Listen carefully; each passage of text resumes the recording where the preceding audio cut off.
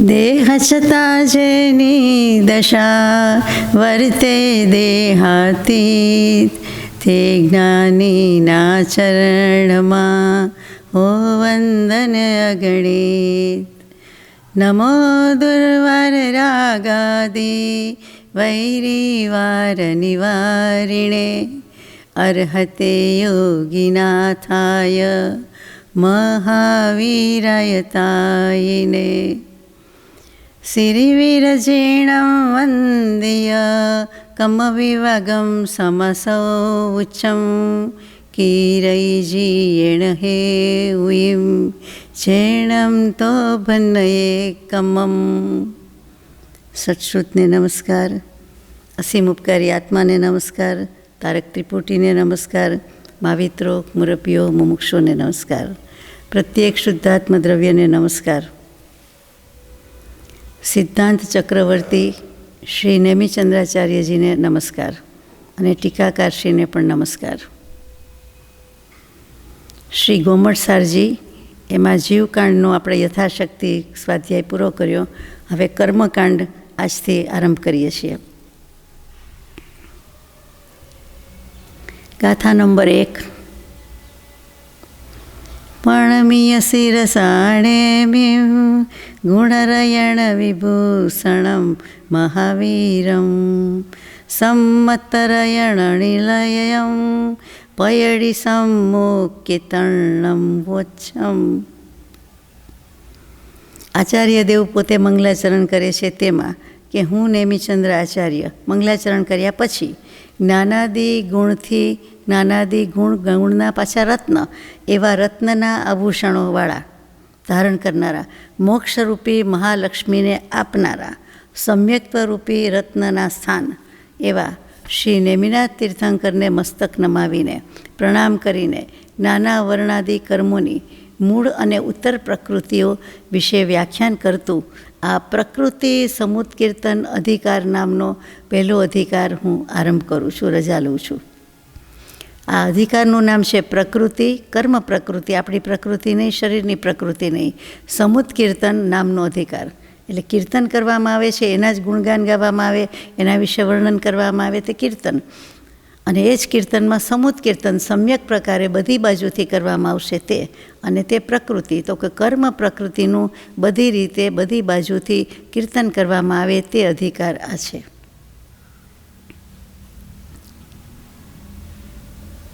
હવે અહીંયા પ્રકૃતિ શબ્દનો અર્થ તો લઈએ છીએ આગળ, પણ વિનય કેવો છે જોવાનું છે. એ પહેલાં તીર્થંકર દેવને અને બધાને નમસ્કાર કરી દીધા છે આચાર્ય દેવે, પછી નમસ્કાર કર્યા. આમાં અહીંયા નેમિનાથ ભગવાનને નમસ્કાર કર્યા. પહેલાં પણ આપણે વિચાર્યું હતું જીવકાંડમાં કે નેમિનાથ પ્રભુને નમસ્કાર કર્યા હતા. કેમ? તો કે જ્યાં રચાયું હશે ત્યાં નેમિનાથ ભગવાન મૂળ નાયક હતા. નેમનાથ ન બોલાય, નેમિનાથ જ સાચું નામ છે. 21માં નમીનાથ, 22માં નેમિનાથ, અને બંનેમાં રસવઈ જ કરવી જોઈએ, નહીંતર ખોટું જ પડે. તો કે એ ભગવાનને નમસ્કાર શા માટે? તો કે એની નીલવર્ણી એક હાથના પ્રતિમાજી હતા, મૂળનાયકજી તે, અને તેને નમસ્કાર કરીને તેમની સમક્ષ તે લખવામાં કરવામાં આવ્યું. એટલા માટે નેમીજીને નમસ્કાર હોય તેમ અનુમાન કરી શકાય છે, કારણ કે ત્યાં લખેલું છે એટલા માટે. હવે ગાથા નંબર 2 લઈએ, પછી આગળ જઈએ. પ્રકૃતિ શબ્દનો અર્થ શું છે એ પ્રશ્ન થતાં આચાર્ય શ્રી ફરમાવે છે કે પયડી શીલ સહાવ જીવંગાણમ અણાઈ સંબંધો, કણયો વલે મલમ વા તાણથિતમ સંયમ સિદ્ધમ. તો કે પ્રકૃતિ, શીલ અને સ્વભાવ ત્રણેય એકાર્થક છે. આપણે વર્ષોથી ગાતા, બોલતા, વાંચતા જે કયો તે માનતા આવ્યા છીએ. તો પ્રકૃતિ, શીલ ને સ્વભાવ ત્રણેય એકાર્થક છે, પર્યાયવાચી શબ્દ છે. પ્રકૃતિ એટલે સ્વભાવ, સહાવ એટલે સ્વભાવ, શીલ એટલે સ્વભાવ. બાકી પ્રકૃતિ એટલે કર્મની પ્રકૃતિ, કર્મના પ્રકાર. પછી કોઈ મનુષ્યની પ્રકૃતિ તો આપણે કશાય પ્રમાણે કહીએ કે આ ક્રોધી છે, આ લોભી છે વગેરે, આનો સ્વભાવ સારો છે, આનો સ્વભાવ ખરાબ છે, તે પણ પ્રકૃતિ. શરીરનું બંધારણ વૈદક શાસ્ત્ર હોય કે વૈદરાજ હોય તો એમ કે કફ અને પિત્ત અને વાયુ, ત્રણેય ઇમ્બેલેન્સ છે, કાં તો કે કફ વધારે છે, કાં કે વાયુ વધારે છે, કાં કે પિત્તનો પ્રકોપ છે, આમ કાંઈક સાંભળતા હોય એ પણ પ્રકૃતિ જ કહેવાય. અહીંયા એકેય પ્રકૃતિની વાત નથી, માત્ર કર્મ પ્રકૃતિની વાત છે. તો કે પ્રકૃતિ એટલે કર્મનો સ્વભાવ. અહીંયા પ્રકાર નથી લેતા આપણે, લેવો હોય તો લેવાય, પણ વધારે સ્વભાવ, એનું નેચર, એનું બંધારણ, એનું કોન્સ્ટિટ્યુશન જે કહીએ તે, તો કે એ પ્રકૃતિ. પછી શીલ એટલે સદાચાર, ગુડ કન્ડક્ટ કહીએ, સમ્યક આચાર કહીએ, આચરણ કહીએ, બધું કહીએ. શીલ એટલે એકલું ચારિત્ર્ય કહેવાય, તો કે ચારિત્ર્ય એકલા ગુણના 18,000 ભાંગાને એ બધું આવે તો પણ શીલ. સદાચાર સેવવો એના માટે પણ શીલ શબ્દ. અને સારું, બધી રીતે સારું આચરણ, ઉત્તમ આચરણ, આર્ય પુરુષોનું આચરણ, એને પણ શીલ કહીએ. તો કે એમ શીલનો પણ ઘણા બધા અર્થ થાય. અહીંયા શીલ એટલે સ્વભાવ, પયડી પ્રકૃતિ એટલે સ્વભાવ, અને સહાવો પ્રાકૃત ભાષા છે એટલે પણ સ્વભાવ. એટલે ત્યાં આપણે આત્મ સ્વભાવની વાત લેવી હોય તો લઈ શકાય. એ કોનો સ્વભાવ? તો કે આત્માનો સ્વભાવ. એટલે અહીંયા ક્રોધીમાં એ કશાય નહીં, પણ અકશાય સ્વભાવ એ કયો કહેવાય? તો કે આત્મ સ્વભાવ, એમાં રહેવું. એટલે વાત પૂરી થઈ ગઈ. એટલું જ કરવાનું છે. સ્વભાવની બધી વાત કર્યા પછી પણ સ્વભાવમાં રહેવું એટલે કે નિજ સ્વભાવમાં રહેવું, આત્મ સ્વભાવમાં રહેવું, બંને એક જ છે. વસ્તુતા એ કોઈ ફરક નથી. તો સ્વભાવ કોને કહીએ? એટલે લાંબી સ્વભાવની વાત નથી કરવાની, પણ સ્વભાવ એટલે કયું કે નેચર, કુદરતી જે હોય તે. તો કે એને કંઈક કારણ હોય? તો કે ના, કારણ વિના જે સ્વાભાવિક કે જે સ્થિતિ હોય, જે વસ્તુ જેમ છે તેમ હોય, જે વ્યક્તિ જેમ છે તેમ હોય, કોઈ પણ વસ્તુ, કાંઈ પણ પદાર્થ, તો કે એને સહજ કહેવાય, એને સ્વભાવ કહેવાય. એને કારણ ન હોય. એને કારણ ન હોય એટલે એને કોઈનો આધાર ન હોય, બસ આમ હોય જ. સ્વભાવનો આધાર બધાને હોય, પણ સ્વભાવને કોઈનો આધાર નથી. એ જ વસ્તુ કે એને કોઈ કારણ નથી, બસ એમ હોય. આપણે કહીએ ને, એક એટલે આમ જ લખાય, બે એટલે આમ જ લખાય. આને જ્ઞાન જ કહેવાય, આને દર્શન જ કહેવાય, આને આમ જ હોય. શિયાળો એટલે ઠંડી જ લાગે કે ઠંડુ જ હોય, ઉનાળો એટલે ગરમી જ થાય, ચોમાસામાં જ હોય વરસાદ, એમ કહેવાય.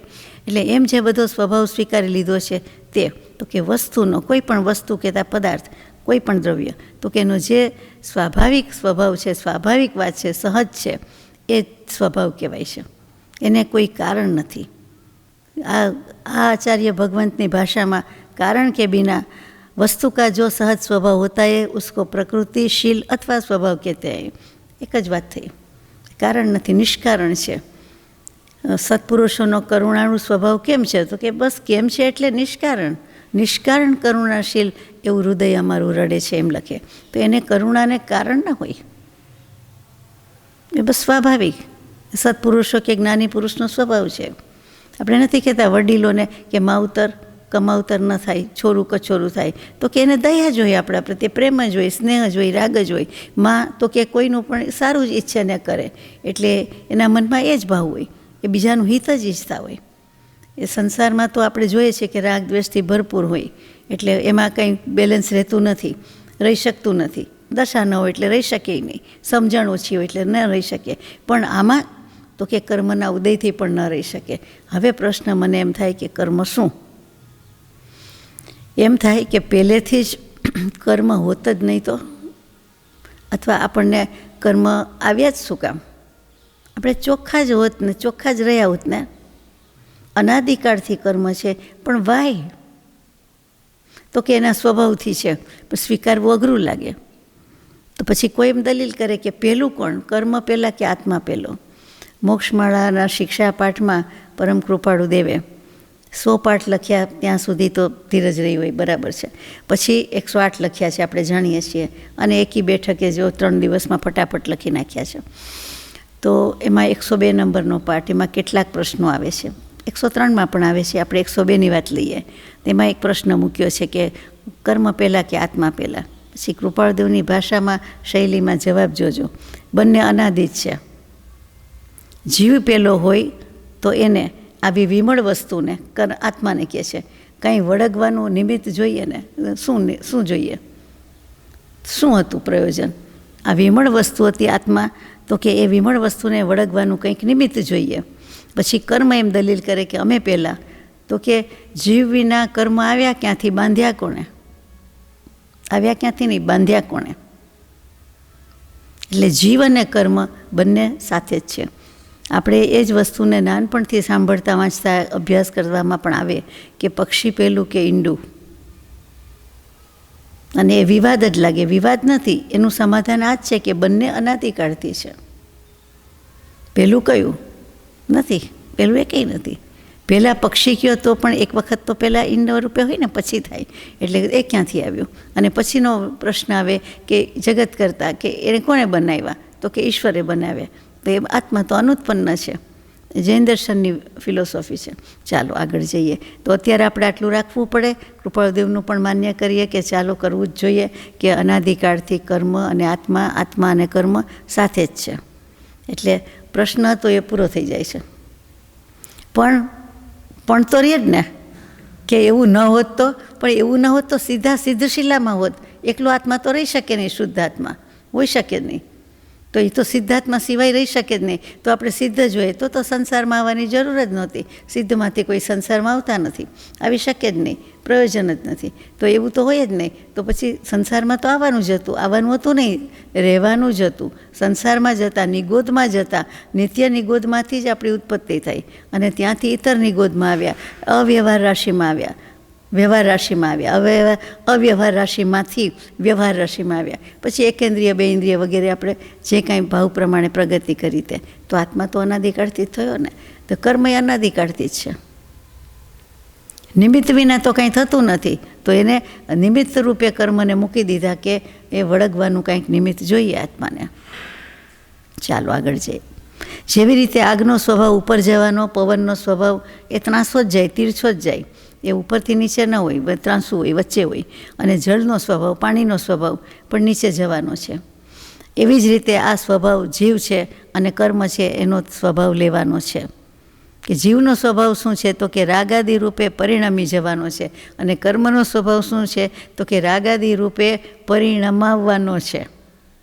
એક કરે છે, એક બીજું કરાવે છે. તો આત્માની અનંત શક્તિ હોય તો જાય ક્યાં? કર્મની શક્તિ પૂતગલની પણ અચિંત્ય અને અનંતી જ છે, પણ આત્માની અનંતી વધારે ન કહેવાય? કહેવાય. એટલે તો કર્મભાવ અજ્ઞાન છે, મોક્ષભાવ નિજવાસ. કે આત્મા બળિયો થઈને, બળિયો થઈને, કર્મ ગમે એટલા જોરદાર આવે, પ્રબળ આવે, પણ આત્મા એથી બળિયો છે. કારણ કે એ ચેતન છે, એ વિચારી શકે, કરી શકે, ફેંસલો લઈ શકે, ન્યાય કરી શકે, નાશ કરી શકે. કર્મ બિચારા જડ છે, ત્યાં બિચારા કહેવું પડે, એ જડ છે, એનામાં કાંઈ છે નહીં. વિચાર શક્તિ નથી, ભાવ નથી, ભાવ છે પણ ઉપયોગ નથી. તો એ શું કરી શકે? એ જડ કરી શકે શું? મને પદ્મનંદી આલોચનામાં ગાઈએ છીએ. તે પૂતગલ છે, પરમાણુ છે, કાર્બન વર્ગણા છે, તો વળગાડી ચોંટાડી કાઢી નાખવાની છે. હવે ચાલો, સરસ. એટલે આપણને ગમ્યું કે આત્મા વધારે બળ્યો છે. ભલે બંનેમાં અચિંત્ય શક્તિ છે, અનંતી શક્તિ છે, તો પણ. પછી તો સ્વભાવની જ બધી વાત કરી છે. અહીંયા આગળ જઈએ બીજી ગાથામાં, ત્રીજી ગાથામાં. દેહોદયેણ સહિયો જીવો આહાર દે કમ્મણો કમ્મમ પડી સમયમ સવંગમ તથાયસ પિંડ ઓવમ જલમ. સંસારી જીવ કર્મ અને નો કર્મ એને કેવી રીતે પોતાની સાથે બાંધી લે છે. આપણો પ્રાણ પ્રશ્ન, સળગતો પ્રશ્ન કે આત્માને કર્મ લાગે છે જ શું કામ? અને ભાવ એવા કરે છે જ શું કામ? તો કે ભાવ થઈ જાય છે. તો ભાવ થઈ જાય છે તો કર્મ કે અમે આવી જાય છે, તમે નોતરું આપો છો, ઇન્વાઇટ કરો છો, એટલે અમારે સભામાં હાજર રહેવું પડે તમારી પાસે, એટલે કર્મ આવી જાય છે. આગળ જઈએ. આ જ ગાથામાં શું કહે છે કે આ જીવ, કોઈ પણ જીવ, પણ આપણે અત્યારે આપણી જ વાત કરીએ કે ઔદારિક વગેરે શરીર નામ કર્મનો ઉદય ધરાવે છે. એટલે જ્ઞાનાવરણ આદિ કર્મરૂપ હોનેવાળી, થવાવાળી વર્ગણા જેટલી જુઓ, કર્મ પૂતગલ વર્ગણા આપણી આજુબાજુ ઠાંસો ઠાંસ ભરેલી જ છે. આપણા માય ભરેલી છે, પણ બહાર પણ ભરેલી છે. એટલે જેટલું છે ક્યાંય જવું પડતું નથી. એમાંથી ઔદારિક શરીર લેવાનું છે, તેજસ લેવાનું, કાર્મણ લેવાનું. તેજસ કાર્મણ તો છે જ આત્માને, તો કે ઔદારિક પણ છે જ, તો કે ધારણ કરે છે. તો કે એ જેટલી પૂતગલ વર્ગણા લેવાની હોય, વૈક્રિયવાળાને વૈક્રિયની લેવાની હોય, એ બધી ભેગી કરે છે. આપણે ઔદારિક, વૈક્રિય, તેજસ, કારણ, આહારક, તેજસ, કાર્મણ. કાર્મણ એટલે તો કર્મ જ, તો આહારક તો આપણે કરવાનું નથી, તેજસ કાર્મણ તો આત્મા ભેગું જ છે. તો ઔદારિક અને વૈક્રિય, અને ભેગું ક્યારથી આવ્યું? અનાદિકાળથી છે. પણ તો કે એ ભેગું શું કામ હોય? તો કે તેજસ વર્ગણા એને ગ્રહણ કરેલી છે અને કર્મ વર્ગણા ગ્રહણ કરી. તો કે એ જે બધું ગ્રહણ કરે છે પછી એના આધારે એને નો કર્મ એટલે કે શરીર અને ઇન્દ્રિય લેવી પડે છે, ધારણ કરવી પડે છે, જન્મ લેવો પડે છે, એને ગ્રહણ કરે છે. એટલે બધી રીતે બધી બાજુથી કર્મ નો કર્મ એ ગ્રહણ કરી લે છે. જીવનો સ્વભાવ ગ્રહણ કરવાનો. જીવનો સ્વભાવ એટલે આમ તો વિભાવ જ છે, પણ એ સ્વભાવ કેવો પડે તો કે ગ્રહણ કરે. શું કામ ગ્રહણ કરે? જ્ઞાની પુરુષ ગ્રહણ કરે તો કે જ્ઞાની પુરુષ રાગ દ્વેષ ગમાણ ગમા સંકલ્પ વિકલ્પ કાંઈ નથી કરતા, વિભાવ પરભાવમાં ન જાય તો એ કર્મને ગ્રહણ કરતા નથી, કરી શકતાય નથી. ઈચ્છા હોય આપણે કહીએ તોય ન કરી શકે. એટલે આ જીવ જ એવા રાગ દ્વેષના ભાવ કર્યા કરે છે.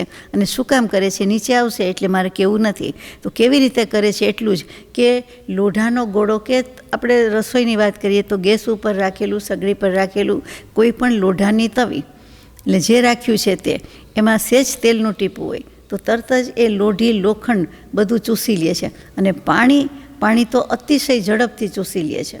કરી જોયું હોય, તમને તો અનુભવ હોય, આપને વધારે અનુભવ હોય તો ખ્યાલમાં આવી જાય. તો કે એવી રીતે લોઢાનો ગોળો ગમે ત્યાં હોય પણ પાણી છે એને ચૂસી જ લે છે, શોષી લે છે, કારણ કે ગરમા ગરમ છે. એક તો લોઢું ને પછી ગરમ તો કે શોષી ચૂસી લે છે. એવી રીતે આત્મા તરત જ આવી રીતે બધા કર્મને ગ્રહણ કરી લે છે. ઉપમા એવી આપે છે એ પોતાની તરફ ખેંચી લે છે એટલે આકર્ષી લે છે.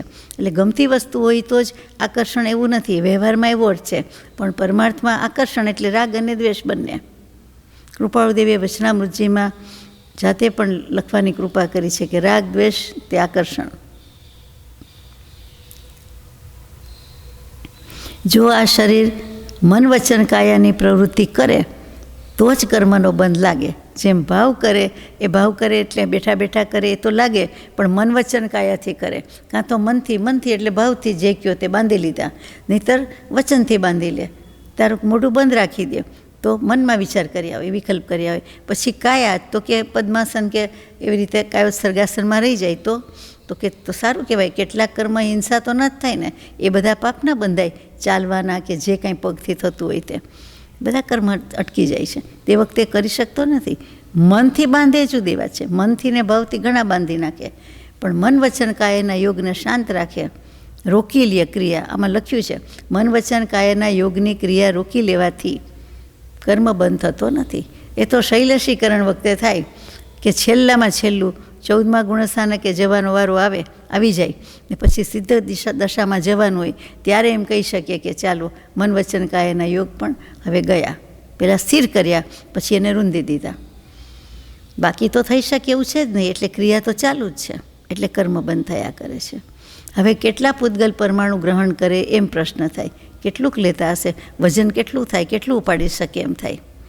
તો ગાથા નંબર 4 સિદ્ધાણંતિમ ભાગમ અભવ સિદ્ધાદણંત ગુણમેવ સમયપબદ્ધમ બંદદી જોગવસાદો દુવિસરિતમ. આત્મા અનંત સિદ્ધ થઈ ગયા એટલે સિદ્ધ રાશિ એ પણ અનંત છે, અને એને ગુણ્યા જીવો પણ અનંત હોય એટલે અનંત જીવો અનંત થઈ ગયેલા સિદ્ધ ભગવાનની એની અનંત વર્ગણા, અનંતાનંત વર્ગણા. એટલે અહીંયા લખ્યું છે અનંતાનંત પ્રમાણ એટલે કે સંખ્યા, એનું જે પ્રમાણ થાય એના અનંતમાં ભાગની અભવ્ય રાશિ છે. સિદ્ધ જીવનો અનંતમો ભાગ અભવ્ય રાશિ, અને એ જગન્ય યુક્ત અનંત પ્રમાણ. એટલે જગન્ય યુક્ત અનંત આપણે ગણિતની રીતે સમજવાનું છે, લાંબુ છે, સમજીશું. એટલે એટલું બધું પ્રમાણ છે, તેનાથી અનંત ગણા બધું અનંત આવ્યા કરે. પહેલાં અનંત ગુણ્યા ભાગાકાર કર્યો, એનો અનંતમો ભાગ એટલે ભાગાકાર, અને હવે પાછું ગુણાકાર કે એનો અનંતમો ભાગ. પછી એના અનંત ગુણા સમય પ્રબદ્ધ એટલે કોઈ એક જીવ એક સમયમાં જેટલા કર્મ બાંધે તેટલા. એટલે એક સમય પ્રબદ્ધ એટલે એક જીવ અપેક્ષાએ કહ્યું કે એક જીવ એક સમય અને જેટલા બાંધે તેટલા. એવા એક સમયમાં બાંધવાવાળા પરમાણુ સમૂહને જેટલું બાંધે તેટલું પ્રમાણ કહેવાય. એટલે અનંત જ જવાબ આવ્યો ને. છેલ્લો જવાબ કયો તો જગન્ય યુક્ત અનંત. દરેક અનંત અસંખ્યાત અને સંખ્યાતના 3 ભાગ પડે છે. એમાં જગન્ય યુક્ત અને જગન્ય પરિત એવા બધા શબ્દો આવે છે, એ આપણે લેવાના છીએ. કોઈ થોડા બાંધે છે, કોઈ વધારે બાંધે છે, અને એમાં બાંધવામાં શું પ્રોસેસ થાય છે તે કે પરિણામમાં જેટલી કશાયની અધિકતા અને મંદતા. જો અધિકતા વધારે તો આત્માના પ્રદેશ વધારે હલાય એટલે કે ચલાયમાન થાય છે. જેમ કે વધારે ક્રોધ કશાય હોય તો એકદમ જ હાથ પગ ધ્રુજી જાય અથવા તો આંખ લાલ થઈ જાય, કે કોઈનું તો ઘણું બધું થાય, કોઈ તો રડી પડે. એટલે ઘણા બધા એવા કશાય હોય, એ પણ તીવ્ર ક્રોધ જ છે. તો કે એ બધું દેખાઈ આવે, એના આત્મપ્રદેશો વધારે ચલાયમાન થઈ જાય છે, સકંપ થઈ જાય છે, એટલે ચલાયમાન થાય છે. એટલે વધારે કર્મ પરમાણુ ગ્રહણ કરે અને વધારે કર્મ બાંધે છે. વધારે જથ્થામાં એટલી જ અહીંયા વાત છે. વધારે સમયનાય બંધાય, વધારે સ્થિતિના બંધાય, એ પણ ધીમે ધીમે આવશે. જેમ કે ચીકણી દિવાલ હોય, કોઈ ચીકણી કોઈ પણ પદાર્થ કે વસ્તુ, અહીંયા દિવાલ કહ્યું છે, એના પર સીધો સાદો કોરો બોલ હોય, દડો હોય, તો એ ફેંક્યો હોય તે તરત જ રિબાઉન્ડ થઈને આવે તો ખરો પાછો, પણ એ ધૂળ લઈને જ આવે. એટલે કે કંઈ ને કંઈ રજ શું પણ બધું ઘણું ચોટેલું હોય તે બધું લેતું આવે, ઉખડતું આવે, લઈને જ આવે. તો કે એના ચીકણી દિવાલ છે માટે એવી રીતે વ્યક્તિના ભાવ એવા કશાયયુક્ત ચીકણા હોય તો એવું થાય. નહીં તો વ્યક્તિ રાગ દ્વેષ ગમાણગમા વિનાની નિર્લેપ હોય, નાની પુરુષ હોય, તો એને એવા કર્મ લાગતા નથી, એને એવી ચિકાસ હોતી નથી, એટલે લાગતા નથી. અને જરાય ચિકાસ ન રાખી હોય, બિલકુલ જ્ઞાતા દ્રષ્ટા ભાવ કે સ્વભાવના ભાનમાં હોય તો લાગતા જ નથી, સહેજેય લાગતા નથી. એટલે એ જ દડો, અને જો કોરો અને ભીનો ભેગું થાય છે, એટલે વૃક્ષ અને સ્નિગ્ધ બંને પદાર્થ ભેગા થયા, એટલે એ લઈને જ આવે છે. ખબર નહીં એનામાં શું છે, એ ત્યાં ચિકાસ છે એટલે લઈને આવે. એમાં દડો ભીનો હોય તો શું થાય, દડો કોરો હોય તો શું થાય, અને વચ્ચેનો હોય તો શું થાય, આપણે સમજી શકીએ છીએ, રોજબરોજનો અનુભવ છે. વધારે કર્મ આવે, એટલે કે વધારે કશાય ભાવ હોય, વધારે ખરાબ ભાવ હોય, શુભ પણ હોય, અશુભ પણ હોય. શુભના પણ કર્મ તો લાગે જ છે ને આપણને. આપણે સારા ભાવ કરીએ કે આજ તો પૂજા કરવી છે, આજ તો વાંચન કરવું છે, આજે સામયિક તો કરવાનું છે, આજે આલોચના કરવી જ છે, પ્રતિક્રમણ કરવું જ છે, ઉપવાસ કરવો જ છે, બધા સારા ભાવ છે, તો એ પ્રમાણે બંધાય. પણ બંધાય તો છે જ. હવે આ બંધની વાત થઈ. પછી ગાથા નંબર 5, ઉદય અને સત્વ ક્યાં જાય એની વાત આવશે. જીરતિ સમયપબદ્ધમ પૌગદોણેગ સમયબદ્ધમ વા ગુણહાણીણ દિવઢ્ઢમ સમયપબદ્ધમ હવે સત્તમ. એક એક સમયમાં કર્મ પરમાણુઓનો એક એક સમય પ્રબદ્ધ ફળ આપીને એ નિર્જરી પણ જાય છે. નહીંતર તો ક્યાંય સમાય નહીં આખા 14 રાજલોકમાં, એટલા કર્મ થાય, પૂતગલ પરમાણુ થાય એટલા માટે કહેવું પડ્યું છે કે એક એક સમયે એનું ફળ પણ આપીને નીકળતા હોય છે. એટલે જે બંધાય છે તેનું જ ન હોય, પણ પૂર્વ સંચિત છે. પૂર્વ એટલે પ્રારબ્ધ, એ જે બાંધેલા આવ્યા છે પૂર્વ ભવોના, પૂર્વ કરેલા ભાવો, એ ભાવોનો સમય આવ્યો હોય, ઉદયમાં હોય જ, એટલે ઉદય પણ બંધની જેમ સમયે ચાલુ જ છે એમ સાબિત થાય છે. એટલે એમાંથી કોઈને કોઈ કર્મ નિર્જરી જાય છે એટલે આપણે આનંદિત થઈએ. સાચી વાત છે, કે જે સવિપાક ને અવિપાક નિર્જરા કહીએ તે એનો સમય થયો છે એટલે વૃક્ષો પરથી ફળ ખરી પડે, ફૂલ ખરી પડે, એવી રીતે આ ખરી પડે છે. ફળ એટલે ઉદય જ છે ને ઉદય એટલે ફળ જ છે, એક જાતનું પરિણામ. ફળ એટલે ફ્રૂટ વાપરવાનું નહીં, પણ ફળ એટલે રિઝલ્ટ, પરિણામ, કોન્સિક્વન્સીસ, રિએક્શન, જે કહો તે. તો કે એ બધું આવે છે તે, તો કે એ પડી જાય છે. એટલે એ તો સમજાય એવી વાત છે ને, કે સમયે બંધ છે, બાંધ્યા કરે છે, એમ કેટલાય આપણે ખેરવીએ નાખીએ છીએ અને અનાયાસે થાય છે. એટલે જ શુભ નિમિત્તમાં રહેવાની આપણને આજ્ઞા છે, કે તો એ નિર્જરી જાય છે, ખરી જાય છે. પણ કેટલાક તપશ્ચરણ વગેરે કરીને વિશિષ્ટ અતિશયવાળી ક્રિયા કરવાથી કેટલા બધા એકસાથે બંધાયેલા કર્મને જળજાયા કરતે, એટલે કે જડી નાખે છે, જાળી નાખે છે, ખંખેરી નાખે છે, ખંખેરી શકે છે. તો પણ આ પ્રોસેસ ચાલુ હોવા છતાં થોડુંક ઓછું 1.5 ગુણહાનિ આયામ, એટલે પાછું કર્મનું જ માપ આવી ગયું છે આપણે તે, તો કે એટલા બધાથી ગુણાકાર કરતાં કરતાં સમય પ્રબદ્ધ સત્તા છે એટલી વર્તમાન અવસ્થામાં પણ રહે છે. એટલે કે પૂતગલ પરમાણુ ખૂટતા જ નથી. આ 1.5 ગુણહાનિ કમ, એટલે 1.5 ગુણહાનિ અને એમાંથી થોડાક ઓછા, એટલે ગણતરીમાં આવતા હશે એટલા, થોડુંક જ ઓછું છે, 1 ઓછું 2 ઓછું નહીં, પણ થોડુંક ઓછું, લિટલ લેસ દેન દેટ, એમ કરીને આગળ જાય છે. કે હવે કર્મની અવસ્થાના અધિકારમાં એના વિશે વધારે કહીશું, પણ એટલા કર્મ રહ્યા જ કરે છે. ઉદય અને સત્વ બંને સાથે લઈ લીધા, એટલે ઉદયમાં એક એક ક્ષણે નિર્જરી જતા હોય, ખરી જતા હોય, પૂર્વ સંચિત, તો પણ સ્ટોકમાં રહ્યા છે. સત્વ એટલે સત્તા, એટલે સ્ટોક, જથ્થો, કોઠાર, ભંડાર, આપણે જે પહેલેથી બાંધીને આવ્યા છીએ તે એ તો બધા હજી છે, હજારો વર્ષોથી હોય, અનંત અનાદિકાળથી છે, હજારો વર્ષે ઉદયમાં આવતા હોય તે પાકવા માંડ્યા છે એક પછી એક, ઇન્સ્યોરન્સ પોલિસીની જેમ. તો કે આ બધું પાકવા માંડ્યું, એટલે ગુણહાનિ આયામ એમાંથી પણ માપ છે. જુઓ, 1.5 ગુણહાનિ અને એમાંથી થોડાક ઓછા, એ કેવું વિજ્ઞાન, અરે કેવું ગણિત છે, કેટલી ચોકસાઈ છે. માપ એટલું જ આવે. તો અનંતમાંય કેવલની પ્રભુને તો બધા દેખાઈ જાય છે ને, બોલો. અને આપણી ભાષામાં આપણને સમજાય તેમ ગણિતની ભાષામાં કહેવાનું, લખવાનું, તો પછી કેવી રીતે લખ્યા? પણ લખાઈ ગયું છે, આવી ગયું આપણા સુધી. એટલે હવે સમજાઈ ગયું ને. 12 મહિનાના ઘઉં ભર્યા હોય, દરરોજ થોડાક એક મુઠ્ઠી વાપરતા હોય, કોઈક દિવસ મહેમાન હોય, કોઈક વખત વધારે હોય, તો એકની બદલે 100 મુઠ્ઠી 25 મુઠ્ઠી વાપરી હોય એટલા ઘટતા જાય. બાકી એક મુઠ્ઠી તો રોજ વપરાય જ છે. એમ એક સમયે કર્મ જાય જ છે.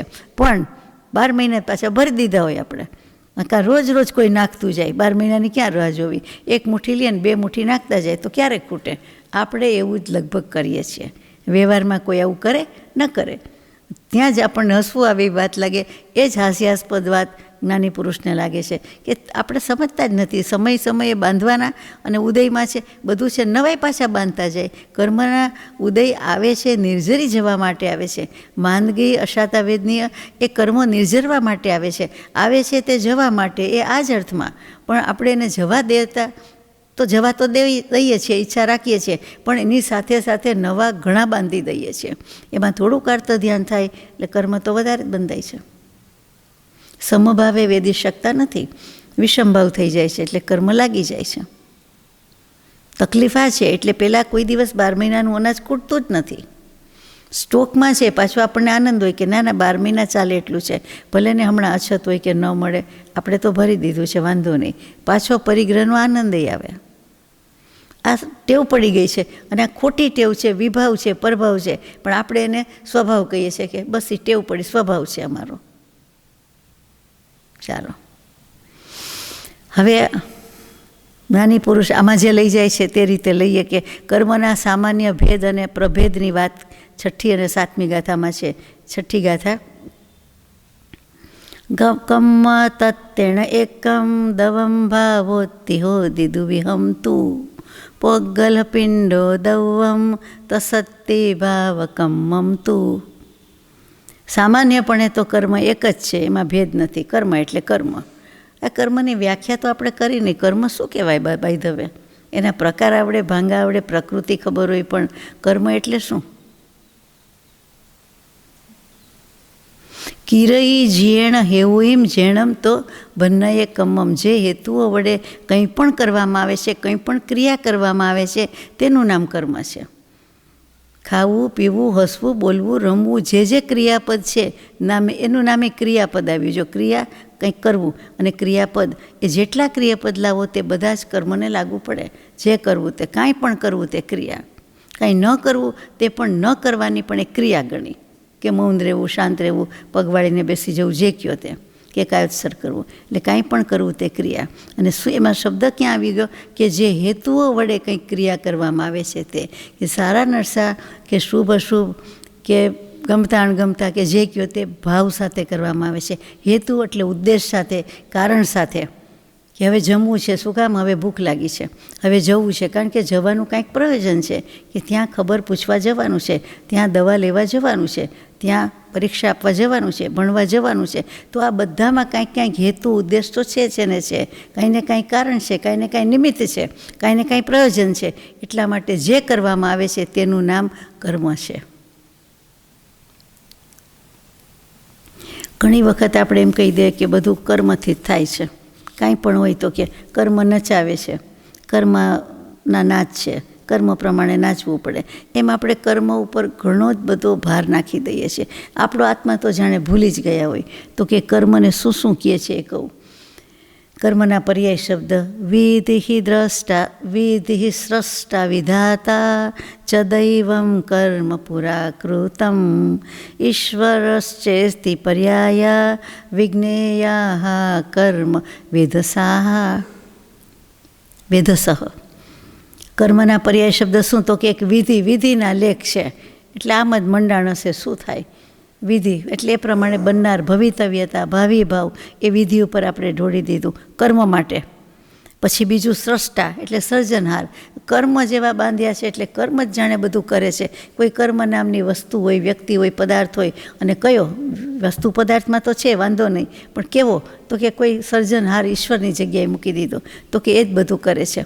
એટલે કર્મને કર્તા માની લીધો, આત્મા કરતા છે તો અહીંયા કે કર્મ કરાવે છે, કર્મ કરતા છે. પછી વિધાતા એટલે કોઈક એવી વ્યક્તિ છે બ્રહ્મા, કે કર્મ જ બ્રહ્મા છે એમ નહીં, તો કે વિધાતા જ છે, કર્મ જ છે જે છે તે. એ વિધાતાના લેખ જુઓ, જુદા જુદા શબ્દો, વિધિ, સ્રષ્ટા, વિધાતા. પછી દૈવ, દૈવ એટલે નસીબ એમ કહી દઈએ, દેવ નહીં દૈવ, બે માત્ર, તો કે નસીબ, ડેસ્ટિની, ફોર્ચ્યુન, મિસફોર્ચ્યુન જે બધું કહીએ, લક જે શબ્દ કયો તે, ભાગ્ય, નસીબ, પ્રારબ્ધ, કિસ્મત જે શબ્દ કયો એ દૈવમાં બધું આવી ગયું, તો કે એ પ્રમાણે છે. પછી પુરાકૃતમ, પછી કોઈ કહે કે અમે પહેલાંનું કરેલું છે એટલે આગલું ચાલ્યું આવે છે, ખબર નહીં. એટલે આગલું ચાલ્યું આવે એટલે આગલા ભવનું ચાલ્યું આવે ને કેટલા વખતનું ચાલ્યું આવે, એટલે પુરાકૃતમ, પૂર્વ સંચિત કહી દીધું હોય તે. પછી ઈશ્વર, કર્મના વિશેષણ છે બધા, કે ઈશ્વર જ છે એટલે કરતા ઈશ્વર કોઈ નહીં, ઈશ્વર શુદ્ધ સ્વભાવ. તો કે ચાલો તો શુદ્ધ સ્વભાવને કરતા માનો, તો કે એ થોડો કર્મ કરે, શુદ્ધ સ્વભાવ એટલે શુદ્ધ સ્વભાવ, એમાં આવે જ નહીં કરતા કર્મની વાત કંઈ હોય જ નહીં.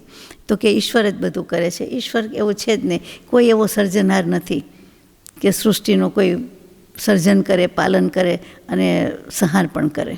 એટલે બ્રહ્મા વિષ્ણુ મહેશ એવું કાંઈ નથી, પણ કર્મને બ્રહ્મા કેવો છે એટલે ત્યાં કીધું. પછી વિજ્ઞયા કર્મ વેદસઃ, આ પ્રમાણે કર્મને બધા જાણે છે. અને કોણે લખ્યું છે? જૈન આચાર્યે મહાપુરાણમાં આમ લખ્યું, અને પછી એ દલીલને રદિયો આપ્યો છે. એમાં આપણે જતા નથી કે આમ નથી, એકલું કર્મ જ બધું કરે છે એમ નથી, કર્મને જ બ્રહ્મા માની લ્યો છો કે બધું કર્મ કરાવે છે તેમ નથી. એટલું આપણે યાદ રાખવાનું છે. ધીમે ધીમે શીખતા જશું, આમાંથી આવશે તેમ. તો ગાથા નંબર 6માં જે બોલી ગયા તેમાં શું આવ્યું કે સામાન્યથી ભેદ અને પ્રભેદ આ પ્રમાણે છે. દ્રવ્ય કર્મ અને ભાવ કર્મ. દ્રવ્ય કર્મ શું?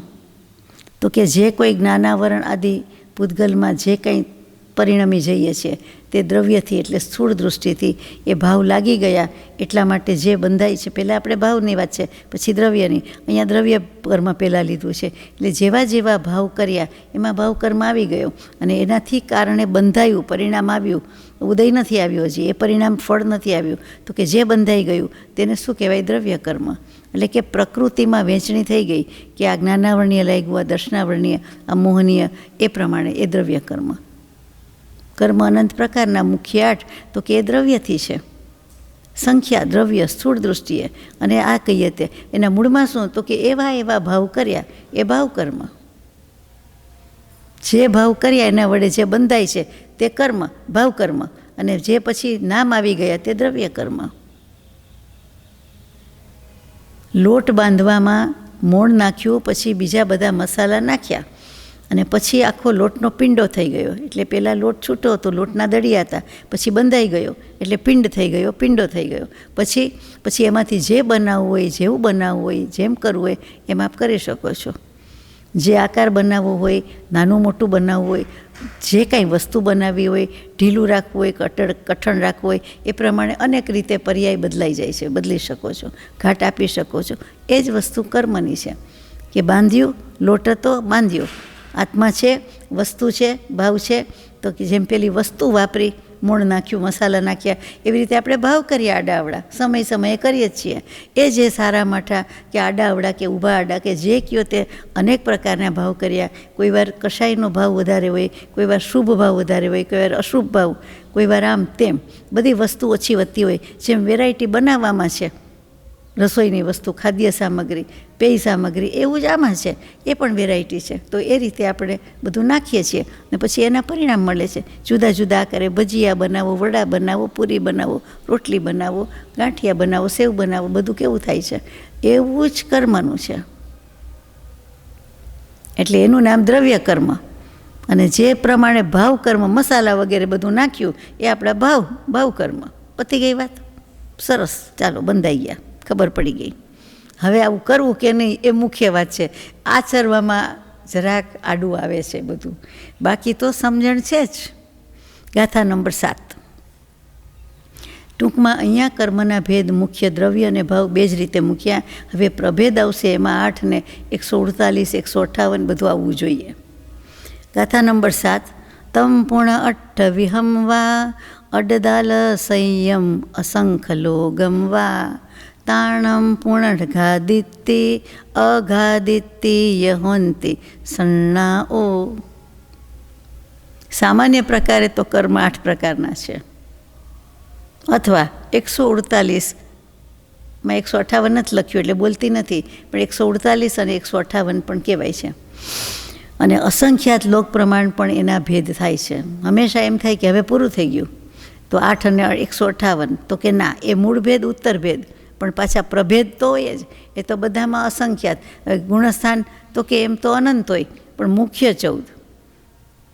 અનંત પ્રકારના જીવ, અનંત પ્રકારના ભાવ, અનંત પ્રકારના સમય, અનંત પ્રકારની વર્ગણા, તો અનંત જ હોય ને, સવાલ જ નથી. 8 કહે જ કોણ? આ તો જ્ઞાની પુરુષે શીખડાયું, જોયું જ્ઞાનમાં, એટલે આપણે સ્વીકાર કરી લીધો કે કર્મ અનંત પ્રકારના, તેમાં મુખ્ય 8.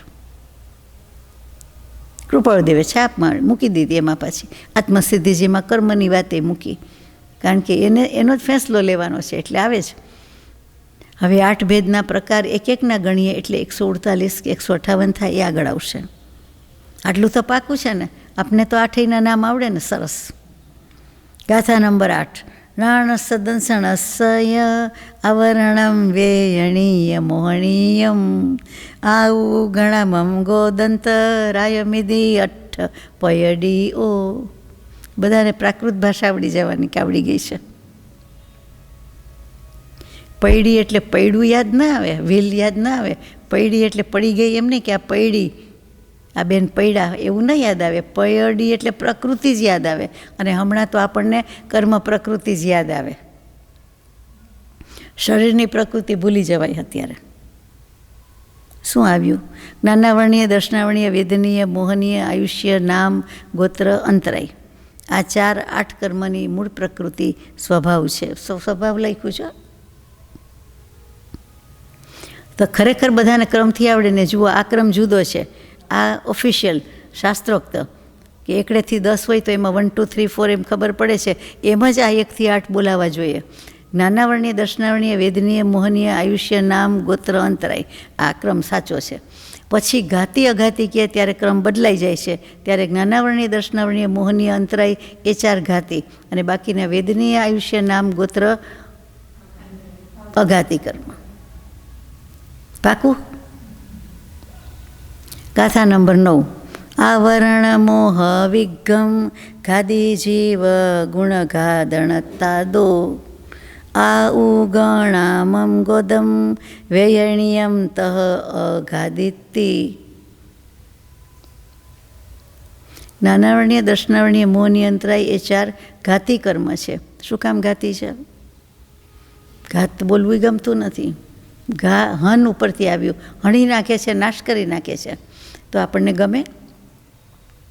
હિંસાની વાત આવી, પણ છે એટલે કેવું પડે. કર્મ આટલું કરી નાખે છે, આત્માના ગુણની હિંસા કરી નાખે છે, નાશ કરવા જાય છે. કોણ? કર્મ. શું કામ? ભાવ કરે છે જીવ, એટલે બધાને ના આવે, કંઈ બોલાવે એને આવે. તો જીવના અનુજીવી ગુણોને નાશ કરે છે. હવે અનુજીવી ગુણ શું? જુઓ, 2 પ્રકારના ગુણમાં આવે અત્યારની વાત પ્રમાણે, અનુજીવી અને પ્રતિજીવી. આત્માના કેટલાક ગુણ અનુજીવી છે, કેટલાક ગુણ પ્રતિજીવી છે. અનુ એટલે ફોલો કરવું, પાછળ જવું, સાથે રહેવું, અનુસરવું, જે કયો તે. તો અનુગુણ તો કયા હોય આત્માના? કયો જોઈએ? જ્ઞાન, દર્શન, સમ્યક્ત્વ, બધા એની સાથે ને સાથે હોય. ગમે ત્યાં ગતિમાં જાય, ગમે ત્યાં હોય. જ્ઞાન, દર્શન, ચારિત્ર, સુખ, મોટામાં મોટા, મુખ્યમાં મુખ્ય યાદ આવે તે. પછી પ્રતિજીવી ગુણ એ પછી લઈએ. તો આ અનુજીવી ગુણ છે એને ગણે છે, નાશ કરે છે. એટલે અનંત જ્ઞાન, અનંત દર્શન, અનંત સુખ, અનંત વીર્ય, આ 4 અનંત ચતુષ્ટય કહેવાય છે. મુખ્યમાં મુખ્ય છે. એ આત્માની પાસે પડેલા તો છે જ, પણ એને આવરણ કરાવે છે, એને નાશ કરી નાખે છે. અહીંયા તો અનુજીવી ગુણનો નાશ જ કરે છે કર્મ. હોવા છતાં નહીં એટલે નાશ જ કહેવાય. ભાવ છતાં અભાવ, એવું કરી નાખે છે. પછી પ્રતિજીવી ગુણ આમાં નથી, પણ એ કોને કહેવાય? તો કે એ સિવાયના આત્માથી જુદા છે. તો કયા હોઈ શકે? ગુણ છે એટલે જુદા તો નહીં કહેવાય, તો શું કહેવાય? અભાવરૂપ છે, અનઅસ્તિત્વરૂપ છે, એના જેવા. અમૂર્તત્વ, અપ્રદેશત્વ, અરૂપીપણું, એ જે કહીએ છીએ દેખાતા નથી, એટલે એ ગુણ તો છે જ, એટલે એ પ્રતિજીવી ગુણ છે, એનો નાશ કરી શકતા નથી. અભાવ સ્વરૂપ ગુણ, ધારો કે આત્મા, અને એમાં આપણે એમ કહીએ કે અચેતનત્વ, તો અચેતનત્વ હોઈ શકે જ નહીં. આત્મામાં એ આત્મા એટલે જ ચેતન, એટલે ચેતના ગુણ છે જ નહીં એનામાં. ચેતના ગુણ જ છે, એટલે જળનો ગુણ જ હોય જ નહીં ને. અચેતનત્વ ક્યાંથી આવે? બીજા દ્રવ્યમાં આવે, આત્મામાં ના આવે. આત્માના પ્રદેશો તો દેખાતા નથી, તો આત્મા પ્રદેશો, આત્મા જ છે, આત્માના પ્રદેશો જ છે, તેમ છતાં જીવ જ છે, તો કે દેખાતા નથી, એટલે પ્રતિજીવી ગુણમાં આવ્યા.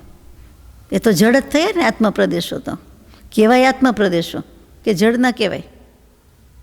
આત્મા પ્રદેશો જળ કહેવાય કે ચેતન? ચેતન કહેવાય કે જળ? શું કામ?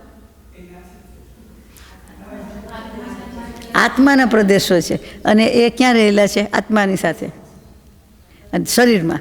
અને પછી જે બીજા શરીરના પ્રદેશો છે એને શું કહેવાય? કર્મના.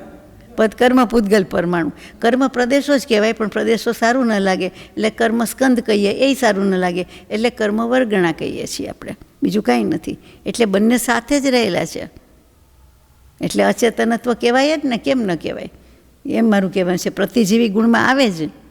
ચાલો, એટલે આ પ્રતિજીવી ગુણ છે, પણ એનો નાશ નથી, એના નાશની વાત જ આવતી નથી. અનુજીવી ગુણનો નાશ કરે છે અને નથી કરતા. ઘાતી કર્મ છે તે અનુજીવીનો નાશ કરે છે અને અઘાતી કરતા નથી. અત્યારે આટલી જ વાત છે, પ્રતિજીવીની વાત જ નથી, પણ આપણે લીધી.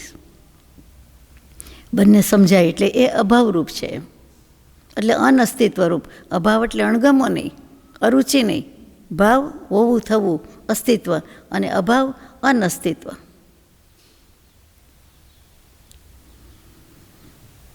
ગાથા નંબર 10. કેવલનાણમ દંસણમ અનંતવીર્યમ ચ ખય્ય સમમ ચ ખય્ય ગુણે મદિયાદિ ખૌ વસમિયે ઘાદી દુ. તુની બદલે દુ આવ્યું. કેવલ જ્ઞાન, કેવલ દર્શન, અનંત વીર્ય, ક્ષાયિક સમ્યક્ત્વ. આપણે જે બોલીએ છીએ તે અનંત જ્ઞાન, દર્શન, સુખ, વીર્ય, બધામાં અનંત લાગે, અગર કેવલ લાગે, છેવટનું છે તે. તો કે પછી ક્ષાયિક ચારિત્ર, ક્ષાયિક દાન વગેરે લેવાના છે ચોથી આ ગાથા પ્રમાણે. એટલે આ ક્ષાયિક ભાવો કહેવાય. અને મતિ જ્ઞાનમાં મતિ, શ્રુત, અવધિ, મન, પર્ય વગેરે 4 જ્ઞાન એક ક્ષાયિક ક્ષમિક ભાવ કહેવાય. એને આ જ્ઞાનાવરણીય 4 કર્મ ઘાત કરી નાખે છે.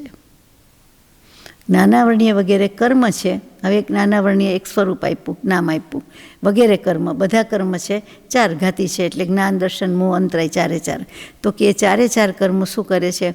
તો કે આ અનંત જ્ઞાન, દર્શન, સુખ, વીર્ય છે એને રોકે છે. રોકે છે એટલે નથી થવા દેતું એમ, એટલે ક્ષાયિક ભાવ કહેવાય, અને એને પ્રગટવા દેતા નથી. પછી મતિશ્રુત, અવધિ, મન, પર્ય, જ્ઞાન એક ક્ષયક્ષમિક ભાવ કહેવાય, એને પણ પ્રગટવા દેતા નથી, થવા દેતા નથી કાંઈ. એટલા માટે થઈને આ ઘાતી કર્મને હણે છે એમ કહેવાય છે. અને સંપૂર્ણ ગુણને પ્રગટ થવા દેતા નથી. ઘાત તે હે એ તો આવ્યું જ, હિંસા કરી નાખે, નાશ કરે છે, હણે છે, સાથે સાથે પ્રગટ થવા દેતા નથી, બહાર આવવા દેતા નથી. જાણીએ છીએ આપણે કર્મની શક્તિ છે એટલી, પણ આત્માની વધારે છે, એ ભૂલવા જેવું નથી. આપણને તો કૃપાળદેવે શીખવાડી દીધું એટલે મંજૂર, માન્ય, શિરોમાન્ય, કે કર્મ ભાવ અજ્ઞાન છે, મોક્ષ ભાવ નિજવાસ. અંધકાર અજ્ઞાન સમ, નાશે જ્ઞાન પ્રકાશ. એમ જ આવે ને કે નહીં? કંઈક ખોટું બોલાઈ જાય તો કહેવાનું. ગાથા નંબર 11. કમ કય મોહવઢ્ય સંસારમ મેય અણાદિજુત્તમ હિ જીવસવઠાણમ કરેદી આવું હલીવ નરમ. નર તો કે હણ ર બોલતા આવડે નહીં, ફાવે નહીં. ન છે જ નહીં પ્રાકૃત ભાષા અર્ધમાગધીમાં, એટલે નની બદલે બધું હણ આવે. એટલા માટે તો ણમો અરિયંતાણમ, ણમો સિદ્ધાણમ આવે છે. બોલવું ફાવે નહીં એટલે આપણે નથી ચલાવીએ છીએ. કર્મના ઉદયથી ઉત્પન્ન થયેલો મોહ, હવે મોહમાં શું શું આવે તો કે અજ્ઞાન, અસંયમ અને મિથ્યાત્વ. મોહનું બંધારણ શું? ઇન્ગ્રેડિયન્ટ્સ કહો ને તમે, એ શેનાથી બંધાયેલો છે? તો અજ્ઞાન. એક તો બોલો, અજ્ઞાનને મોહ કહેવાય એવું લાગતું જ નથી. મોહ એટલે આપણે મોહ, માયા, મમતા કહીએ, સ્નેહને, પ્રેમને, લાગણીને, એને જ એક રાખ્યો છે. પણ આ બધું ભૂલી જાય છે કે મને સ્વરૂપનું જ અજ્ઞાન, આત્માનું જ જ્ઞાન નથી, અજ્ઞાન છે. તો એ તો મોટામાં મોટો કહેવાય, એ મોહ છે. મોહ ભાવ ક્ષય હોય જ્યાં, એટલે મિથ્યાત્વનો ભાવ જો ક્ષય થઈ ગયો તો બધી વાત આવી ગઈ. રાગ, દ્વેષ, અજ્ઞાન એ મુખ્ય કર્મની ગ્રંથ. તો એ મુખ્ય કર્મની ગ્રંથમાં આવી ગયું કે રાગ છે, દ્વેષ છે, અજ્ઞાન છે, સ્વરૂપનું અજ્ઞાન છે. રાગ દ્વેષ ન કરવા બધા કહે, પહેલેથી સાંભળતા આવ્યા, પણ રાગ દ્વેષ અજ્ઞાન ત્રણેય કાઢવાના છે એવું તો કૃપાળુદેવે આત્મસિદ્ધિજીમાં શીખવાડ્યું, સમજાય તો. એટલે અજ્ઞાન, પછી અસંયમ, એટલે કોઈ પણ જાતનું ચારિત્ર નથી, તે વ્રત, નિયમ, પચખાણ, ત્યાગ બધું આવી ગયું. તો કે અસંયમ છે એટલે એ પણ મોહ છે કે દરેક વસ્તુનો મોહ, એટલે આપણે કોઈ વસ્તુનો ત્યાગ ન કરી શકીએ, અથવા કરવાનું મુનાસિબ ન લાગે કે ઠીક છે હવે એમાં શું, આપણે ક્યાં વાપરવું છે, આપણે ક્યાં જોઈએ છે, મનથી જ છોડવાનું છે. ને આવા બધા પાછા દલીલ કારણ કહીએ. ગમે ત્યારે ગમે તે વસ્તુનો ગમે તે સમયે રાત્રિ ભોજન ત્યાગો એટલે નહીં, બાકી વાપરવાની છૂટ. તો બધું આખી દુનિયા આવી ગઈ, એમાં શું ના આવ્યું? ક્યારેય એમ નથી કહેતા કે આ દેશનું નહીં વાપરવું, આ પરદેશનું નહીં વાપરવું, આ કંપનીનું નહીં વાપરવું, આ એક જ કંપનીનું વાપરીશ, કે એવું કંઈ નથી. અથવા બિલકુલ વાપરતા જ નથી અમે, એવું આવતું જ નથી મોટે ભાગે. તો કે અનાદિ અજ્ઞાન, પછી અસંયમ અને મિથ્યાત્વની વૃદ્ધિથી પ્રાપ્ત થતો સંસાર તો અનાદિ જ છે. આ અનાદિકાળથી એટલે જ છે. શરૂઆતે એમ થઈ, શરૂઆત વિનાની શરૂઆત થઈ ગઈ અનાદિકાળથી એટલે, અને પછી એનો અંત આવતો નથી. શું કામ? તો કે આ ભાવ છે, મોહ ભાવ, મિથ્યાત્વ ભાવ, અજ્ઞાન અને અસંયમ, બધું આવી ગયું આમાં. એમાં જીવને રાખવાવાળું કોણ છે? આમાં જીવ શું કામ રહીએ છે? આપણી મન કી મરજી નથી રહેવું, મારે આયુષ્ય આજ જ પૂરું થઈ જાય એમ કહું, અથવા મારે આમ જ થઈ જાય તો નથી રહેવું. ચાલો, મનુષ્ય તરીકે જન્મીને બાળક પણ આમાં કદાચ નથી સમજતું, થોડુંક મોટું થઈને કે મને આ નામ નથી ગમતું, એમ કહે છે ને કે મને અહીંયા આમ નથી ગમતું. તો જેમ નામ નથી ગમતું, બીજું કેટલુંક નથી ગમતું, એમ નથી કહી શકતા કે મારે આ મનુષ્યમાં રહેવું જ નથી. તો ક્યાં જવું છે? તો ખબર હોય તો એમ કે નરક, દેવ ને પછી શું, તિર્યંજ. તો કે ના, એમાંય નથી જવું. તો મોક્ષે જવું છે. તો બહુ સારું, તો કરો કંકુના. હવે કંઈ બધા ભણવા માંડીએ કે મોક્ષનું ભણવા માંડીએ, પણ એવું લગભગ થતું નથી. તો અહીંયા આયુષ્ય કર્મ આપણને જેલ છે આ મનુષ્ય પર્યાયમાં રહેવાની. આયુષ્ય કર્મનો રોલ એ જ છે કે આયુષ્ય આગલા ભવે બાંધીને આવ્યા, એટલે આટલા વર્ષ, દિવસ, કલાક, સમય, મિનિટ, છેક સમય સુધી તો આપણે આ ભવમાં મનુષ્ય પર્યાયમાં રહેવું જ પડે. સ્ત્રી તો સ્ત્રી, પુરુષ તો પુરુષ, નપુંસક તો નપુંસક, જે આવ્યું તે.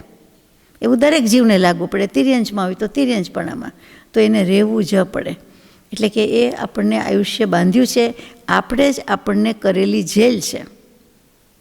તે પર્યાય તે ઘરમાં રહેવાની, આટલા વર્ષ સુધી રહેવા જ પડે. આયુષ્ય એટલે કંઈ સારી વાત છે? તો શું ખરાબ વાત છે?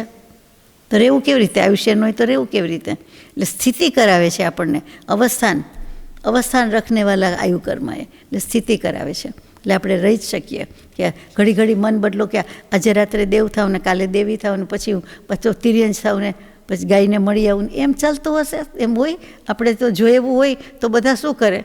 ઘરે તો કોઈ મળે જ નહીં, આ પૃથ્વી પર કોઈ મળે જ નહીં, હવામાં ઉડતા જ હોય બધા, ઉડી શકવાની શક્તિ નથી. તો શું બધા વાહનમાં ગયા કરે? એમ પણ જઈ શકે નહીં. એટલે જીવનું ધાર્યું એમાં કાંઈ થાય નહીં. ભાવ જ કરી શકે, બાકી સ્વતંત્ર છે જ નહીં. ભાવ કરવામાં સ્વતંત્ર છે. ભાવથી બધે ભલે પહોંચી જાય કે છે 6-8 કલાક સુવાની બદલે 14 રાજલોકમાં પહોંચી જાવ, આટલા દેશ, આટલી જગ્યા, આટલી ગતિ, તો કરી શકે, બધું કરી શકે, પહોંચી જાય મનથી પહોંચે છે. હવે નામ કર્મની વાત. પછી આમાં ઉપમા આપી છે, તુલના આપી છે કે કોઈ અપરાધી હોય, કેદીને જેમ બાંધી દીધો હોય પગ, અથવા તો પશુ પંખી હોય, પશુ ખાસ કરીને પશુધનમાં, તો કે પગ બાંધી દીધો હોય તો કેવું ધીમે ધીમે ચાલે. એ તો ધીમે ચાલી શકે, આપણે તો જરાય ચાલી શકીએ નહીં. એવું કાંઈક પહેરાવી દે કે રાખી દે તો જેલમાં જ પૂરી દીધા એમ, તો કાંઈ થઈ શકે નહીં. હવે નામકર્મની વાત આવે છે. ગાથા નંબર 12. ગદિયાદિ જીવભેદમ દેહાદિપોગલાણ ભેદમ ચ ગદિયંતર પરિણમણમ કરે દિણામમ અણેય વિહમ. નામકર્મ ગતિની જેમ અનેક પ્રકારનું છે. નામકર્મમાં ગતિ વગેરે અનેક પ્રકારે છે. 93 પ્રકાર કરવાના, 103 કરવાના. નામકર્મની વાત આવી. જ્ઞાનાવરણીય, વેદનીય, મોહનીય, આયુષ્ય, નામ, ગોત્ર, અંતરાય. અત્યારે નામકર્મ પ્રકારમાં નથી જવાનું. નારકી વગેરે જીવની પર્યાયના ભેદ, ઔદારિક શરીર વગેરે પૂતગલના ભેદ, જીવના એક ગતિથી બીજી ગતિમાં જવાનું ગતિ. એવી રીતે ચિત્રકારની જેમ ડ્રોઈંગવાળા એવા તો કે અનેક કાર્યને કર્યા કરે છે. એટલે એને જેમ દોરવું હોય એમ કરી શકે. જેમ લીટા કરવા હોય, લીટા તો મારી ભાષા છે, લીટી દોરવી હોય, લીટા કરવા હોય, એના હાથની કળા, સર્જનની કળા છે. તો કે જેમ દોરવું એમ દોરી શકે છે. જેમ હાથ લઈ જવો એમ, નાનું મોટું કરવું એમ. એવી જ રીતે આ નામકર્મ છે. કેટલી કઈ ગતિ ને કેટલી ઇન્દ્રિય, અને પછી એ તો હજી નાનામાં પતી જાય. પણ કેવા કાન ને કેવું નાક ને કેવી આંખ ને કેવી ગતિ ને કેવો અવાજ ને બધું નામકર્મનું પરિણામ છે. એટલે ચિત્રકારની જેમ કરે છે. પછી પ્રકાર પછી આવશે, પણ મુખ્ય કહી દીધા કે જીવ વિપાકી કેટલીક પ્રકૃતિ હોય છે કે જેનું ફળ જીવમાં જ આવે. એટલે કે કાન નાક હમણાં કીધું એમ કે આવી નાક, આવું કાન, કે આવી ચાલ, કે ચાલ તો હજી જુદું પડે, પણ અંગોપાંગ જે બધા કહીએ તે શરીરને લાગુ પડે છે, તે જીવને લાગુ પડે છે. જીવ વિપાકી પ્રકૃતિ. વિપાક એટલે ફળ, પરિણામ. પછી પૂતગલમાં જેનું ફળ આવતું હોય તે પૂતગલ વિપાકી. અન્ન વગેરે આપણે લઈએ છીએ, પછી તેજસ શરીરને પચાવવાનું કામ કરે છે. કંઈ ખબર પડતી નથી. અન્ન દેખીતી રીતે દેખાય છે, પણ પછી પેટમાં ગયા પછી કાંઈ ખબર પડે નહીં. જઠરમાં પધરાવ્યા પછી તો કે એ પછી જે કાંઈ પ્રોસેસ થતી હોય, કોઈ દવાનું જે પ્રોસેસ થતી હોય, એ આપણને ખબર પડતી નથી. પણ પૂતગલનું પૂતગલમાં પરિણામન થાય છે. તે પૂતગલ વિપાકી પ્રકૃતિ. પછી ક્ષેત્ર વિપાકી પ્રકૃતિ હોય તો કે વિગ્રહ ગતિમાં એક દેહ છોડીને બીજામાં જાય ત્યારે વિગ્રહ ગતિમાં જે હોય તે ક્ષેત્ર, કે તે એરિયા, એ એરિયાનું નામ આપી શકાય નહીં. એટલે વિગ્રહ ગતિમાં જ્યાં જતું હોય ત્યાં. તો તે સમયના જીવની પ્રકૃતિ પણ લઈ લીધી કે ત્યારે એને કેટલું હોય ને શું હોય. ક્ષેત્ર વિપાકી. ક્ષેત્ર એરિયા લઈ લીધો. અને ચ શબ્દથી ભવ વિપાકી પ્રકૃતિ આવી ગઈ. ભવ વિપાકી એમાં જ બધું હોય. આ ભવમાં, આ શરીરમાં, આ દેહમાં, આ ભવ એટલે વર્તમાન જે કાંઈ પર્યાય છે તે. તો કે વર્તમાન દેહ જે કાંઈ છે, ભવ એટલે સંસાર પણ થાય. એટલે એમાં અત્યારનું જે છે એમાં જે કાંઈ થવાનું હોય તે. એટલે બાકીનું બધું ભવ વિપાકીમાં આવી ગયું. આ પ્રમાણે પ્રકૃતિ પરિણમન કરે છે. હવે ગોત્રકર્મની વાત છે. ગાથા નંબર 13. સંતાણ કમેણા ગય જીવાય રણસગોદમી દિસણના ઉચ્ચમ નીચમ ચરણમ ઉચ્ચમ નીચમ હવે ગોદમ. ગોદ આવ્યું એટલે ગોદ નહીં, ખોડો નહીં, અંક નહીં, પણ ગોદ એટલે ગોત્ર. અહીંયા તો ગોત્રકર્મની જ વાત આવીને બીજી કઈ આવે. કુળની પરિપાટીમાં, કુટુંબમાં ક્રમથી ચાલ્યું આવતું જે કંઈ જીવનું આચરણ હોય તેને ગોત્ર કહેવામાં આવે છે. ગોત્ર એ રીતે ગણાય છે. વંશ અને કુળ જુદી રીતે ગણાય છે. વંશ પિતૃપક્ષનું હોય તે કહીએ છીએ, કુળ માતૃપક્ષનું કહીએ છીએ. એટલે બંને પક્ષના સંસ્કાર વગેરે જોવામાં આવે તે, બંને પક્ષની સાથે બધું સરખાવવામાં આવે તે. અને અહીંયા ગોત્ર ત્રીજું છે. અને આપણને આપણું ગોત્ર કહીએ તો આપણને કાંઈ ખબર હોય નહીં, કારણ કે એ પ્રથા ચાલી ગઈ છે. એટલે એટલી ખબર પડે કે સગોત્ર લગ્ન ન કરે, પણ કોઈ ગોત્ર કયું તો ખબર ન હોય. એ ફોર્મ અધૂરું રહે, એના જેવું છે. લખવા પૂછવાનું આવે તો ઘણી વખત જન્માક્ષર મેળવીને લગ્ન વખતે ખાસ પૂછે તમારું ગોત્ર ને તમારું ગોત્ર. અરે નામ ને સરનેમ ને ગામ ને જ્ઞાતિને બધું બહુ થઈ ગયું. બીજી ડિટેલ્સમાં હવે પરણનાર વર કન્યા જતા નથી, તો બીજાને શું એમાં રસ હોય, પણ કોન્યાણે બીજાને એમાં રસ એટલે પૂછે જ, લખાવે, કરે. પછી બધા આડાવડા 2-3 ગોત્રના નામ જાણીતા છે એ કહી દે તો પછી એમ ન ચાલે, પણ ચલાવવું પડે. એટલે મોટા ભાગે અત્યારે કશ્યપ ગોત્ર અને ગૌતમ ગોત્ર વધારે ચાલતું હોય. કશ્યપ ગોત્ર ચાલે, આ બધા ઋષિમુનિ થઈ ગયા. હવે એ બધા હિન્દુમાં ને બ્રાહ્મણમાં ગોત્ર કહે તો કંઈક સમજાય કે એ લોકો જ્ઞાતિના મૂળમાં માનતા હોય ને કે તો, અને એ એમ જ રહ્યું છે એમ ક્યાં આપણે છે? એક 5 પેઢી 7 પેઢીમાં એ નથી ચાલુ હતું તો પછી ત્યાં ક્યાંથી ચાલે? છતાં પરાપૂર્વથી ચાલ્યું આવે છે, માનીએ છીએ. તો ગોત્ર, હવે અહીંયા ગોત્ર શું છે જોવાનું છે કે જે રીતે કુળ પરિપાટી પ્રમાણે ચાલી આવે છે તે જીવનું આચરણ, એટલે સારું આચરણ ને ખરાબ આચરણ, ઉચ્ચ ગોત્ર ને નીચ ગોત્ર. એટલે સારા વર્ણમાં જન્મ્યા હોય, સારા કુટુંબમાં હોય તો એ બધા ઉચ્ચ વર્ણના કહીએ છીએ, તે એ ઉચ્ચ પ્રકારનું, તો એ ઉચ્ચ ગોત્ર કહેવાય. અને નીચું હોય, હલકું હોય તે નીચ ગોત્ર. એટલે બે જ થયા. એમાં તમારે સારામાં કોને લેવા ને ખરાબમાં કોને લેવા. બહાર તો બહુ વાતય ન થાય, પછી આપણને પકડી જાય, જેલમાં મૂકી આવે. નિંદ્ય આચરણ હોય, લોકમાં નિંદા થાય તેવું આચરણ હોય તો નીચ ગોત્ર કહેવાય છે. બાકી તો જન્મથી જે હોય તે. આપણે આ બધું જાણીએ છીએ, વધારે વિગતમાં જાણીએ છીએ, એટલે કાંઈ કહેવાનું નથી. પણ આ શ્લોકના સારાંશમાં અહીંયા આચાર્ય દેવ ફરમાવે છે, એટલે કહું કે કુળના સંસ્કાર છે એ મોટે ભાગે જતા જ નથી. જેમ કે ને પ્રાણ પ્રકૃતિ સાથે જાય એ તો કદાચ બદલાય વ્યક્તિગત રીતે, પણ જે કુળના કહેવાય, કુટુંબના કહેવાય, એમાં પર્યાય પડી ગઈ છે, એ સંસ્કાર મળતા નથી. કારણ કે પૂર્વ સંચિત કર્મ પ્રમાણે એણે જન્મ લીધો હોય, એટલે એ કર્મના ફળરૂપે જન્મ આવ્યો હોય. ભલે પોતાના હાથની વાત નથી, પોતાની પસંદગી નથી, પણ પોતે ભાવો કરી દીધા, એ પ્રમાણે આવ્યું તો એ પરિણામ મળ્યું. તો એને કારણે એમાં બહુ ફેર પડે નહીં કે એ પૂર્વના સંસ્કાર, વાસના કહે છે અહીંયા, એ બધું એક જ છે. વિષય વાસના એમ નથી કે કોઈ પણ સંસ્કાર, સારા સંસ્કાર હોય એ પણ વાસના કહેવાય. તો કે એ બધું લઈને આવ્યા છે, એટલે એમાં આપણું ચાલતું નથી બહુ. તો કે કુળના સંસ્કાર તો અવશ્ય આવે જ છે અને રહી જ જાય છે, અને એમાંથી એ સંસ્કાર જલ્દી મળતા નથી. જેમ આપણે કહીએ ને કે અમુક પુરુષો, અમુક જન્મેલા આટલું અહિંસાનું કૃત્ય તો અહિંસાનું જ કરે, હિંસાનું કામ કરે જ નહીં. આવા ધંધા એના હોય જ નહીં. આ બધા જેન્ટલમેનમાં આવે, સદગૃહસ્થ કહેવાય. આવી વ્યક્તિ આવું કરે જ નહીં. આ જ્ઞાતિવાળામાં એટલી કરુણા, દયા હોય જ, એનાથી જીવ ચાલે જ નહીં. ભલે અપવાદ બધે હોય, પણ હવે કાંઈ બોલવા જેવું રહ્યું નથી, આપણે જાણીએ છીએ. પણ આ ઉચ્ચ અને નીચનો ફેર છે, ઉચ્ચ ગોત્ર અને નીચ ગોત્ર. કેટલુંક તો રહે છે ને રહે છે જ, એ આપણે સ્વીકાર કરવો જ પડે છે. પારમાર્થિક દૃષ્ટિએ તો બધા જીવ સરખા જ છે, એમાં વાંધો નથી. અને કોઈ જન્મથી નીચ ગોત્રમાં હોય પણ કર્મથી, ધર્મથી અને જે કંઈ પ્રગતિ કરે છે સંસ્કારથી, એ બિલકુલ ચડી જાય તેવો ઉચ્ચમાં ઉચ્ચ ગોત્રવાળો પણ થઈ શકે છે.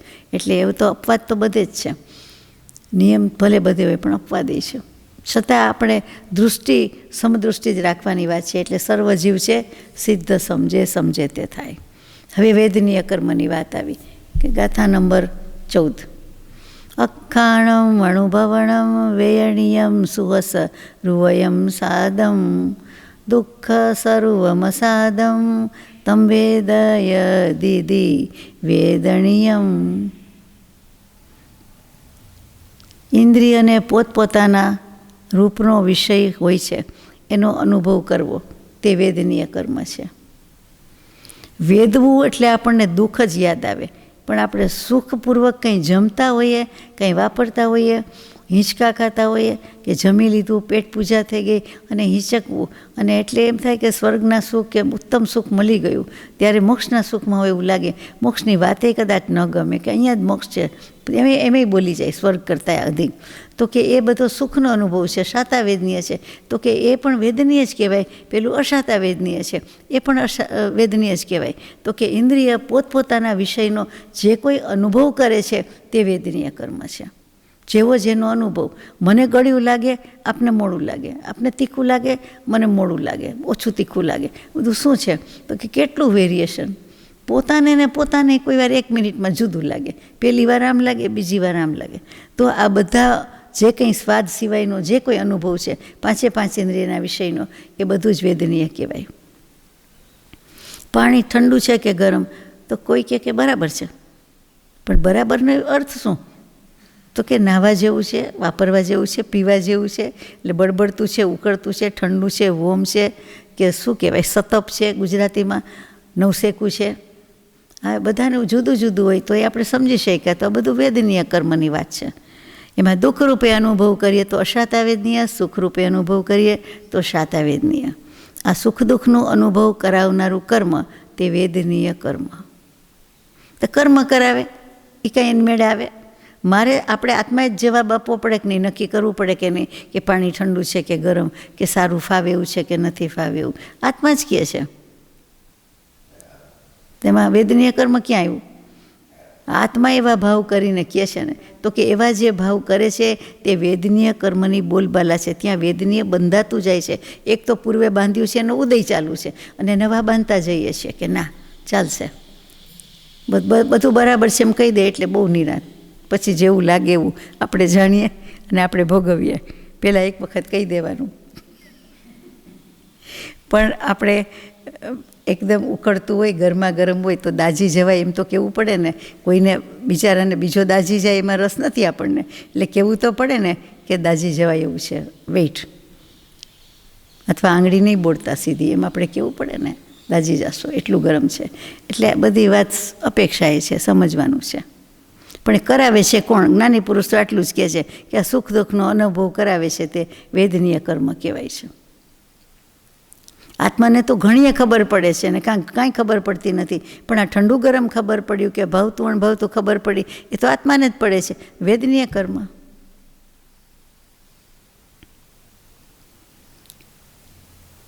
ગાથા નંબર 15.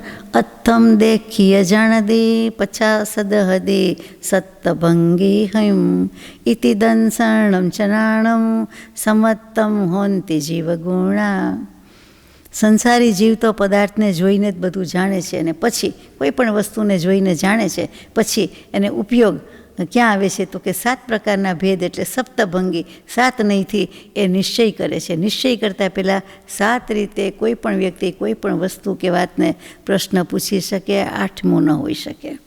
એટલે સપ્તભંગી કહીએ છીએ, સપ્ત સિદ્ધાંત કહીએ છીએ. જૈન દર્શનની સપ્તભંગી, સ્યાદવાદ કહીએ છીએ. 7 પ્રકાર જ છે, 7 ભાંગા. 7 શંકા હોઈ શકે, 7 જિજ્ઞાસા હોઈ શકે, એના 7 સમાધાન હોઈ શકે, 8મું નથી. અને એ કર્યા પછી નિશ્ચય કરી લે છે કે આમ જ છે, શ્રદ્ધાન કરી લે છે. તે આપણે જાણીએ છીએ કે સમ્યક દર્શન કહીએ છીએ. અત્યારે તો માત્ર કરે જ છે, સમ્યક નથી, જાણે છે. જોવું, જાણવું અને જે કંઈ આચરવું એટલે જ્ઞાન દર્શન ચારિત્ર આવી ગયું. અને સમ્યક્ત્વ કયો તો એ પ્રમાણે સમ્યક લ્યો તો આ 3 જીવના ગુણ કીધા છે. જોવું, જાણવું એટલે જ્ઞાન દર્શન, અને સમ્યક્ત્વ એટલે આપણે ચારિત્ર કહી દઈએ છીએ તે. અને ખરેખર જો શ્રદ્ધાન કરી દઈએ તો આપણે જાણીએ છીએ કે સમ્યક્ત્વ ગુણ કહેવાય. અહીંયા આપણે રાખીએ છીએ અને આવતીકાલે બાકીનું લઈશું. સજાત્મ સ્વરૂપ પરમ ગુરુ.